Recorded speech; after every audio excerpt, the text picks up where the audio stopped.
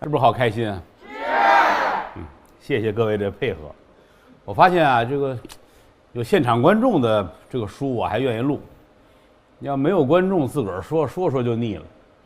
以前也录过，有平台找说一什么合适的题目，录吧，说就烦了，因为现场就这3、4个摄影，啊，他们跟那儿打哈欠，那我也不看他，谁不搭理谁。我就看那表，老看那表，老希望快点完，不爱干。哎，现场有观众行，尤其是你们这样的观众太好了，真的。你要换那些正经的观众不好玩，他们不爱搭下茬，不像你们似的啊。你们到别处看演出也这样吗？哦，行，那我就知道，那等于说之前挨打都是因为这个啊。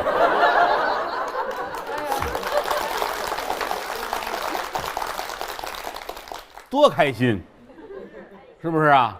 哎，包括好些位，我一看，别看戴着口罩，我也都认识你们，因为老是你们这些位啊，看着眼睛，看着眉毛，看着头发帘，我就认识你们。有的时候我差点都乐出声来啊。谢谢各位吧，有您各位这么支持，这么捧啊，我还能进步。要我一人坐这儿，我估计未老先衰了就。这就是一个斗智斗勇的过程，啊！你别说坐这儿跟观众聊闲天儿，这其实挺难的。你词儿还记不住了，你还有胆子跟人聊天儿，对不对？当然我也记不住啊。我的特点是能编啊，我胆儿大，知道吗？没有比我胆儿大的了啊。这个先说书啊，先说闲板啊。看透你们了都，没有什么闲板可以说了。我跟优酷这儿我们签的这合同，这评书是签了4年，啊，我也挺高兴啊，我也愿意啊，为什么呢？这老有活干，养家糊口啊，挣钱养活孩子啊。这个头一年说三国啊，后边还没想好说什么了，三国这都快说完了，当然了，只是说。我认为他快说完了啊，说不到降孙浩3分归一统，因为什么呢？这个评书三国在我这儿，我是把它剁成3块，上中下3大部分，因为1年52期啊，52期的三国算说完了，争取我这个前部的三国啊，差不多到这儿。如果你们觉得好呢，你们就满处上网上喊去，然后看哪家平台再拿着钱追我来啊。他不追我，我再追他去。天天说闲板，没什么闲板了啊。再说闲板就得剩跟你们聊郭汾阳了啊。郭汾阳不愿意让我说他啊，我一说他就说这我老满处拜访他去啊。他不爱上学，但是他有一点你们得佩服他。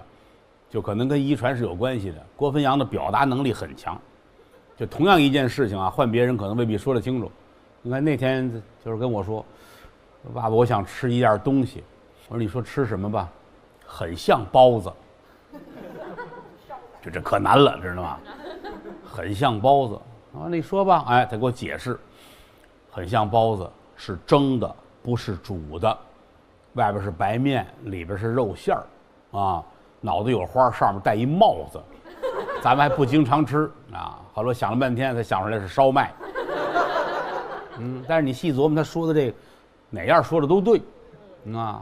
现在虽说没上学，认识很多字了，通过这个伟大的某宝啊，天天拿淘宝搜东西，买小汽车，哎，通过这个认识好多。像这2天从天津回北京，在路上很着急，因为好多东西是小汽车寄到北京来的。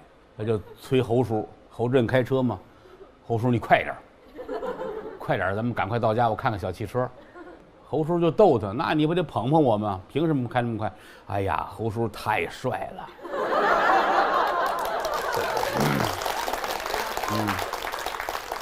侯叔特别的帅，侯叔宇宙无敌帅。哎，为了小汽车，我也是拼了。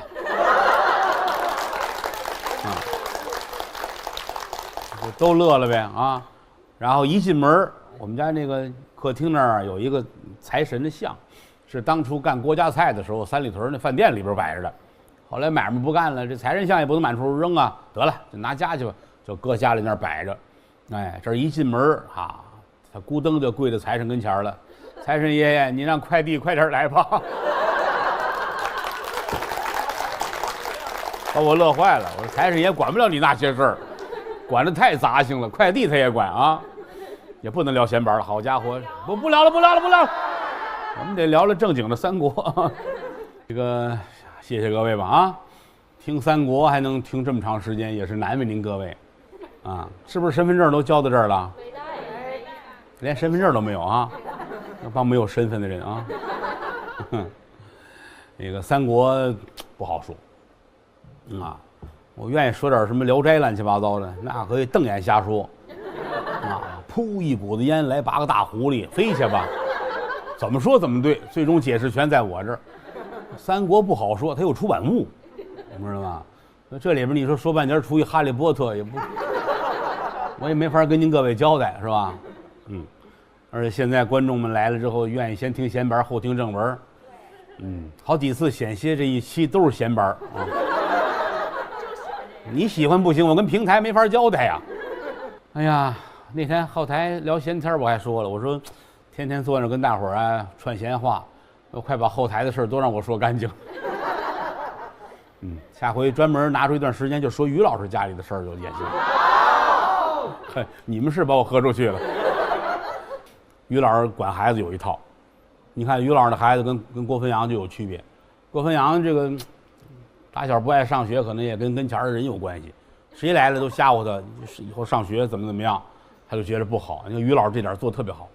于老师那儿子从特别小啊，刚懂事儿，于老师无论孩子干什么，他都鼓励，真棒，你真好，长大了一定送你上幼儿园啊。可怜的孩子，骗了5、6年，啊，一有点什么事真好，一定送你上幼儿园。孩子认为这得是多大的奖励啊！终于熬到大了，哎，欢欢喜喜上幼儿园了。每家管孩子不一样啊，哎呀，让人好感慨啊！以后得弄点英文单词的进场诗了。那也不行，那我说不过你们。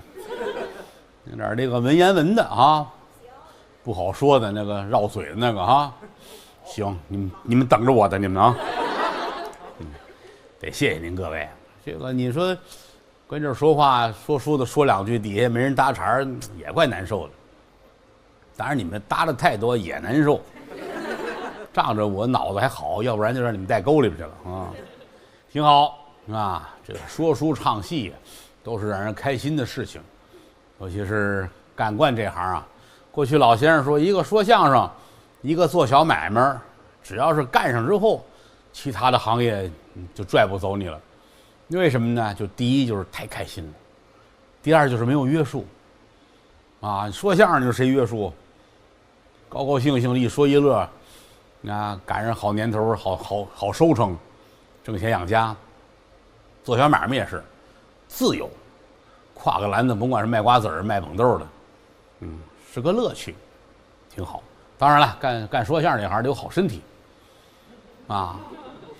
你台上要是一段你40分钟、50分钟，你这坚持不住可不行。你看我们这儿好几个演员们，就是主要是血糖偏高。现在侯震老师这都是血糖偏高，他倒不是台上累的，他后台吃的。我们演出啊，无论到哪儿，你包括这个录节目啊，我这儿出来一说一弄，他在后台，人主办方都会准备各种饮料啊、小吃啊、瓜果梨桃的啊，因为我上台我就顾不过来吃了。侯老师有的是时间和档期，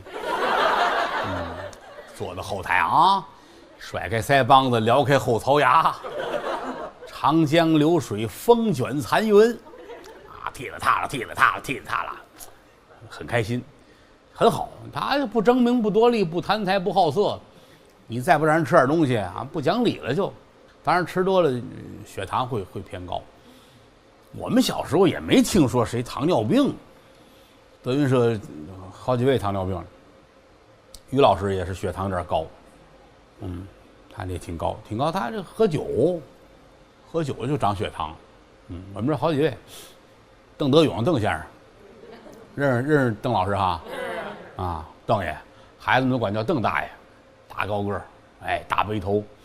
邓大爷血糖高，他打胰岛素，他就吃饭之前先打完之后，饭来了这吃，正好就这顿就给消化了。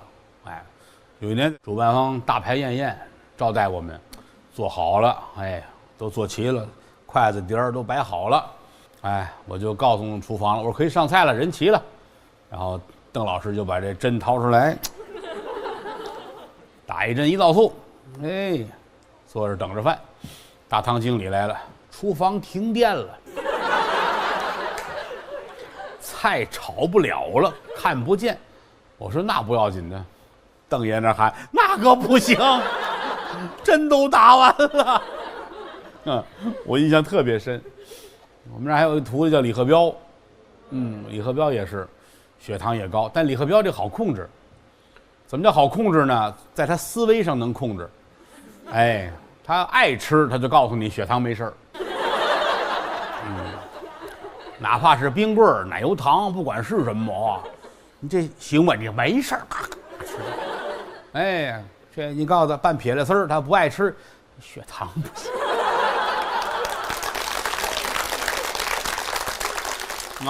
就是这个。前两天我们那儿有一大胖子叫杨鹤通，杨鹤通知道啊？杨主任。杨主任上家去看我去了，我们连说工作聊闲天这儿说着说着，我表弟去了，表弟买了那个糖葫芦，天津话叫糖墩儿买2大兜，呱扔在桌子上，大伙儿吃吧，你一串我一串，有拿红果的，有拿山药的。我说胖子你吃一个，胖子很在意，控制血糖，你吃一个不要紧的，一个糖葫芦能怎么着？好吧，胖子最后扭扭捏捏的抄起一串来咔着咔着咬着，这不行啊！这个，他这串是切糕的，好家伙，就跟这扇子似的，得这么长这么宽，大块切糕，江米小枣切糕蘸上糖，再弄完了，这玩意儿谁受得了啊？印象很深啊。他们说现在这个到东北，咱们上黑龙江哈尔滨德云社去演完，说这东北那糖葫芦什么都有，苦瓜呀、青椒什么腰子呀我说你们看看有没有这个鱼香肉丝的糖葫芦，可能那不好弄得先算了，它先冻上。哟，好，就说这么半天这玩意儿不行，我不能老听你们的，因为这个糖尿病患者还有很多啊。三国三国存了好多年没舍得说，这回说了不说也不行了。那老说那鬼故事，人都说我瞎编的，那怎么能是瞎编的？那很认真的瞎编的。那个不要紧，那你编没事关键得合理。你《三国演义》也是编的呀，对吧？它也不是历史啊，它跟《三国志》它不一样，它也是在那个基础上人家作者用他的想法创造这么一个故事，《三国演义》真真假假，假假真真。但是到了说书人的嘴里边，那就是另一回事了。我们有一个2度创作问题，有的时候这个东西可能原文里有，但是到我们台上就未必提它。为什么呢？又耽误功夫，观众又不爱听，又不伤筋动骨的，没有意义。因为终归是要让评书的手法来展现，那不是说每一句原文上有都得说一下，那2回事儿。咱们也不是三国的讲座所以说表现形式是不一样的。评书这行多简单呢，一把扇子，一块手绢，一块木头，我们就出来行侠仗义来了。没有这手绢也行。三国用手绢地儿不多，非得是才子佳人奸情人命出来俩妇女聊天手绢就用上了。你这里边没有别的，顶多刘备哭也不用手绢葫芦一把就完了，没有这么细致扇子还用得上，有的时候比划什么的，也就是点到为止。当然，小孩们学评书的时候，我们是要求大身上啊、云手啊、山膀啊、抬腿动脚的。真到一定程度了，就没有意义了，不必了啊。就是一比划，观众觉得哎意思到了，就很完美了。还有这块醒目，醒目是必须要用的，这其实就是一个符号啊。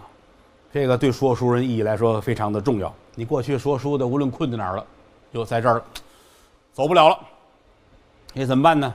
当去吧，随便拿件衣裳裹着一块醒目，到当铺就能换出钱来。为什么呢？它代表的是我们的信义。一块木头值什么钱呢？但是不一样，当铺就敢收你的，因为哎呦呵，说书先生醒目都拿来了，一定能换出钱来。你看，这就是醒目的含义所在啊。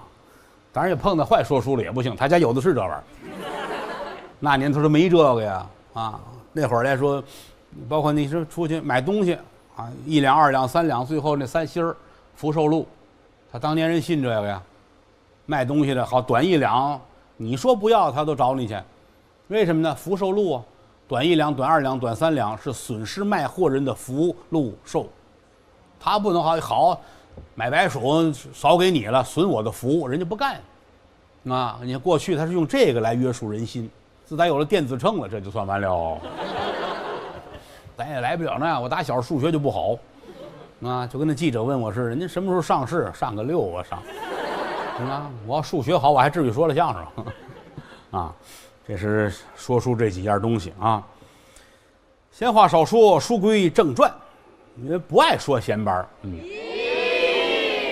啊，你们是对的啊，不要跟观众抬杠啊。观众是我们的主顾，我跟徒弟们上课我也说，咱们是服务行业，你跟人观众矫情，人家不对，你矫情就是你不对，对吧？你开包子铺的，人家来吃包子了，人家说咸了啊，就是咸了；人说淡了，那下回多搁盐；不好吃，那对不起，以后不来了，得了，您换一家吃吧。你只能这样，对不对？你跟人矫情，我这个我那个，那你外行了，因为你是服务行业啊。所以说，观众说再来一个，我就告诉他们不来了啊。这没有办法啊，因为再把你们教会了，你们就都出去卖钱去了。有没有好开心？有，就是能接上，这才开心呢。你说一个完事没人搭理我也难受。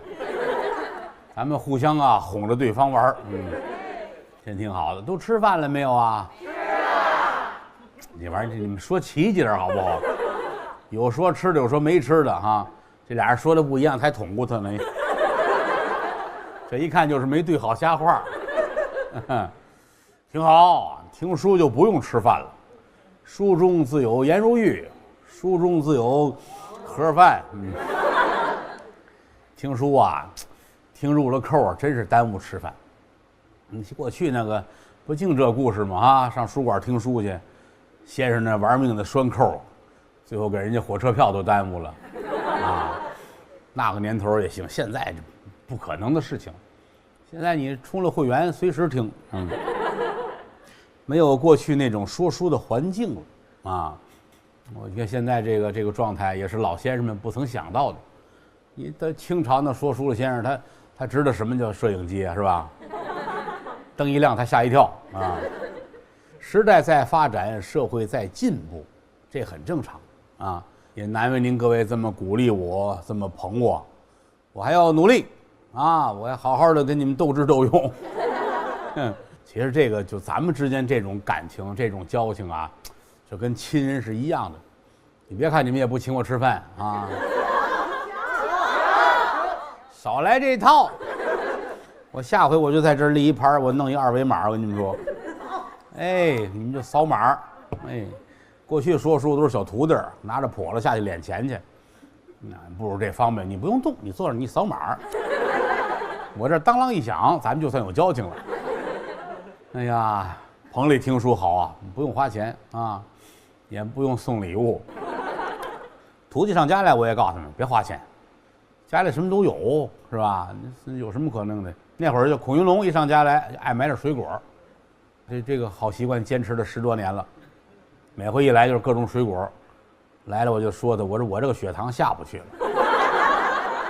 了，啊，他弄就弄各种水果来，岳云鹏有段时间上家来滴炸酱，啊，他跟那个炸酱面馆有合作。我说这就是为了不花钱。想起来看我师傅拿碗上后厨㧟2勺就走了。孔云龙有时候也带炸酱，他俩人有这炸酱情怀，一个单位的，哎，带这个啊。李云杰送花生米，哎，他住的大兴嘛，庞各庄那儿的人，他说他那儿有一个炒花生的，是挺好，哎，每回来弄个10袋8袋的送花生米，哎，但是到天津，李云天送天津的花生米。哎，弄几袋给我提去了。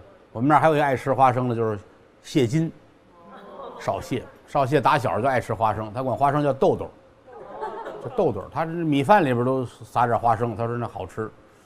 少谢有时候给我送花生，这也就这样了啊。杨鹤通一来了，豆汁儿、焦圈、咸菜、油饼，这是杨鹤通的这个惯用技术手段啊。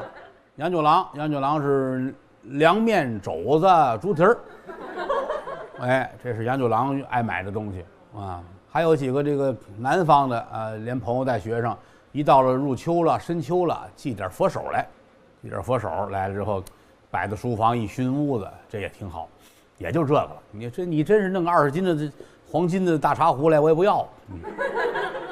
啊，不爱收人东西，老觉得欠人家，咱也不能挨个都还给人家，这来往才叫朋友嘛，对吧？包括好些个有时候别处朋友一来送东西，我可怵头了。有一回我印象很深，就是录这个节目，录这有心番，夏天，是谁来了？好家伙，人家真好心，给我提着螃蟹，从哪儿来大螃蟹说特别好，这他怕我不要，他知道我这毛病，有时候他来了，我别花这钱。他就偷偷摸摸的，那是谁？不是侯爷，是谁开车忘了？哎，就说把后备箱打开，搁车里边，没人知道这螃蟹。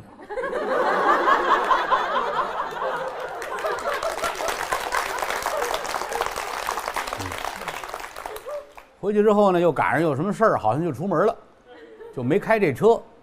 然后再回来之后，这螃蟹死得太冤了。关键这个车到现在还有味儿，你知道吗？就感情人家这个车里边一有这个玩意儿，这味儿且下不去了。后来就说等着这个大太阳天吧，把车开出去，在外边都打开门，就暴晒，如何的哈。到现在有时候那车里还有这螃蟹味儿，印象很深啊。所以说以后不要给我送东西啊，别三国白说呢，净学计策了啊。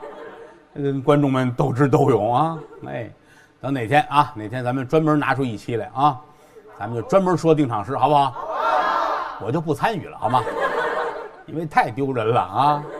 找一个我那个学生会这玩意儿的，坐在这儿跟你们大伙儿一句句对，那有什么好玩的呢？你说，挺好。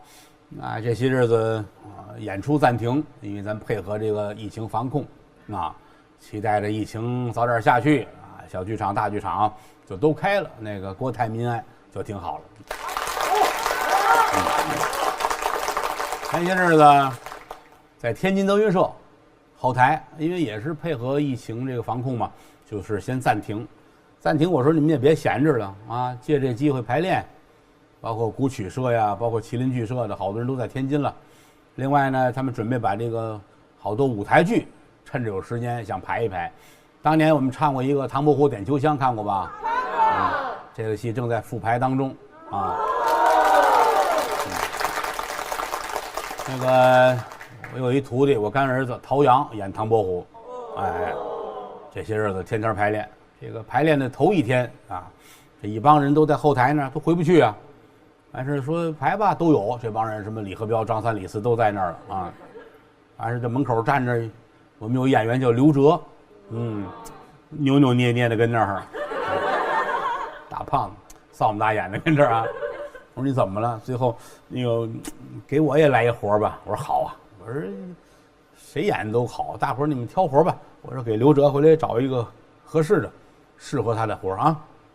我说你就跟这儿待着吧，在天津待着吧啊。行，挺好。这些日子有这么几个舞台剧，一个是这个，一个是有个清水河的后传，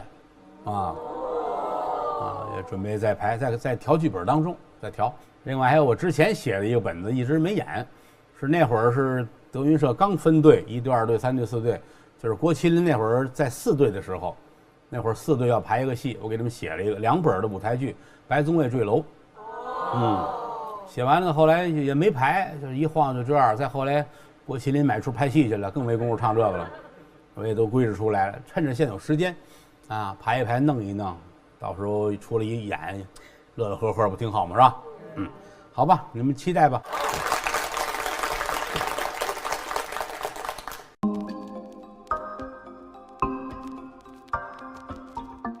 坐下聊，坐下聊。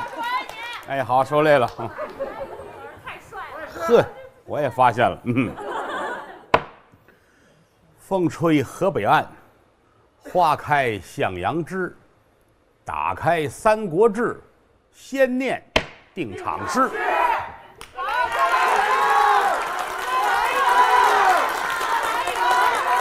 不来了，不来了。来一个，来一个。天儿不错，天儿不错。你看，这个来一个来一个，准是有人教你们，但是没想到后边换词儿了啊！我说天儿不错，天儿不错，你们就说啊啊就行了啊。下回记住啊！啊，那再来啊！哎，好啊，不来了，不来了。来一个，来一个。昨天晚上吃的什么呀？完了，你们猜不着了啊！这个不行，这观众太笨了，要换一批人啊！开心不开心？开心！太好了啊！要这样的话就不用说三国了，咱们坐在一块儿就说会儿闲白，聊会儿天，挺好。罢了。就是不知道平台干不干啊？花那么些钱录点茶馆聊天，这是。谢谢各位吧。这个上文书说到哪儿了？这句一定是教的。那个你们忘了，我不能忘啊。另外我已经说了，我说我不能说太多的闲白了。行，好的。我人最大特点就是听劝啊。这就是常年呐在一线阵地说书说惯了，那没办法，他跟电视台录像有区别。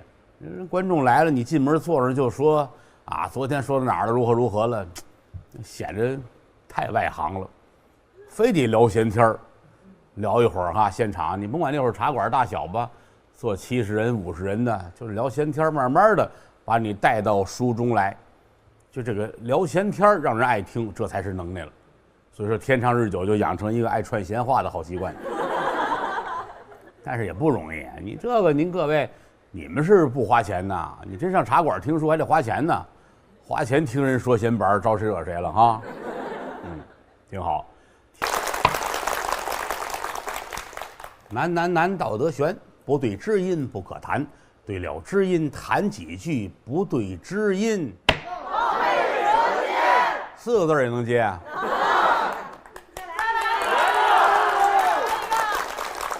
今天天可不错，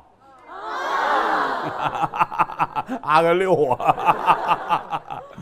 哎呀，我们现场编导白教你们了啊，一句都没用上啊！挺好，听书开心是吧？开心。听相声呢？开心。听戏呢？开心。行，就这3样就行了啊。因为别的我也不会了，多好玩啊！干惯了这个，说实在，给村长都不换，村长不跟我换，我估计啊，以后越老了，可能说书的时间会越长一些，啊，你上岁数了，你到80岁了，于老师得跳大舞去吧。